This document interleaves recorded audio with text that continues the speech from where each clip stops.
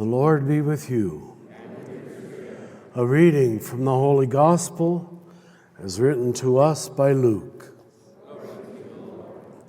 I'm going to read the shorter version. The longer one would take an hour to try to explain. And I don't know if I can explain this one, but we'll try.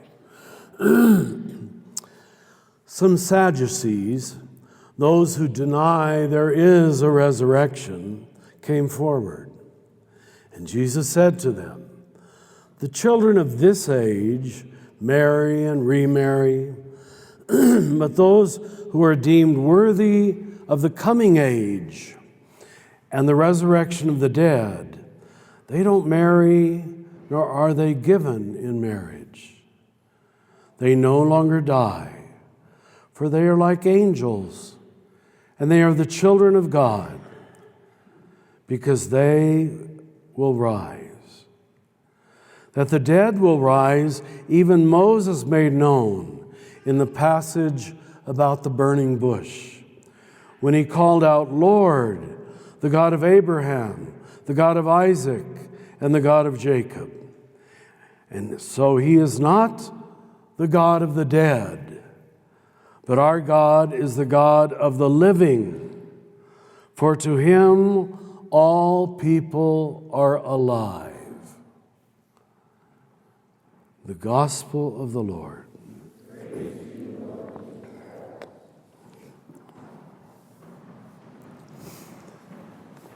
Well, this is one of those wonderful Gospels where a key text is actually hidden away in the longer text. Let's give a little background. What we have in Jesus' time are two major factions, just like we have liberals and conservatives today.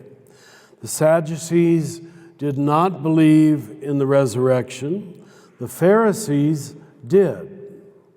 And Jesus very consistently takes the side of the Pharisees, even though he criticizes them very much on their legalism, their ritualism, their Pharisaism, which is how we use the word even to this day.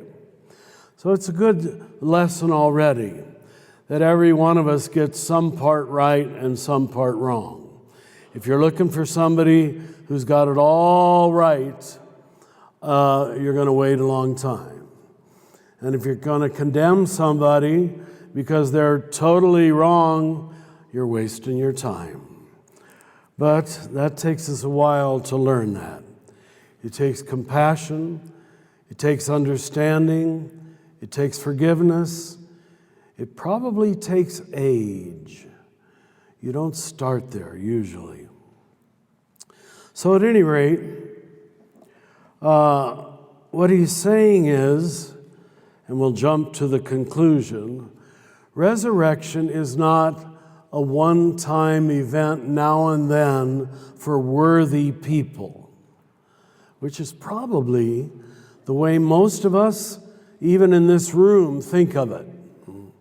Well, those who are real good, those who did it right, are going to be raised from the dead. He's saying resurrection is the universal pattern of all creation. In this wonderful last line, our God is not a God of the dead, but of the living. For to him all things are alive. Now, from our perspective, we see things as life, death. And we all fear death because some of us are like the Sadducees and we're just not sure there's anything on the other side. The real pattern, revealed in 1,000 forms, is life, death, life. Life, death, life. You see it in every sunrise. You see it in every springtime. The life always returns, always returns, always returns. That's why we would do well to observe the natural world, not just catechisms and Bibles, but the way God has created things. This is the pattern, and the pattern is universal. We even say it for those of you who've been here for a funeral mass. Life is not ended. It merely changes. But of course, our great act of faith is to trust that that filter, that moment, that Passover, that changing, that disappearing act that we call death is just that, just a disappearing act. Now, why God created the world that way, I don't know. I have to live in faith just like you do. But it's not just living in faith, it's also living in hope. And any of you who've lost your parents or a loved one, you already just hold on to, this has got to be true, this has got to be true. My deepest being knows that Mary, John, Frank are still alive. Now, how they're alive, where they're alive, in what way they're alive, that's left up to God. But it's very clear that Jesus believes in eternal life.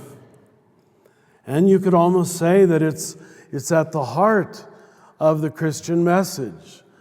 This leap of faith, that's something we can't prove, but something we can trust in and allow and celebrate and partially understand. So faith is always putting together understanding with not totally understanding, knowing with not perfectly knowing, and we allow God to fill in the gap by God's infinite love.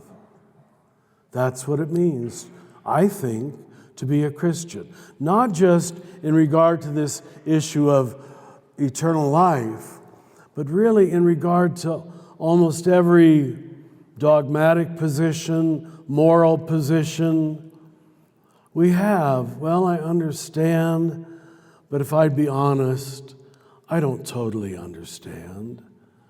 Who of us understands the Trinity? Who of us understands that Jesus can be fully human and fully divine at the same time? Maybe half human, half divine, but fully human, fully divine. Your logical mind cannot process that. So you have to say, okay, God, I get it a little bit, but I'm going to let you fill in the gaps. And that's our great act of trust, that there is a love, there is one who knows, who understands, who will fill in all the gaps. In this world, a little bit, and after death, hopefully, believably, forever.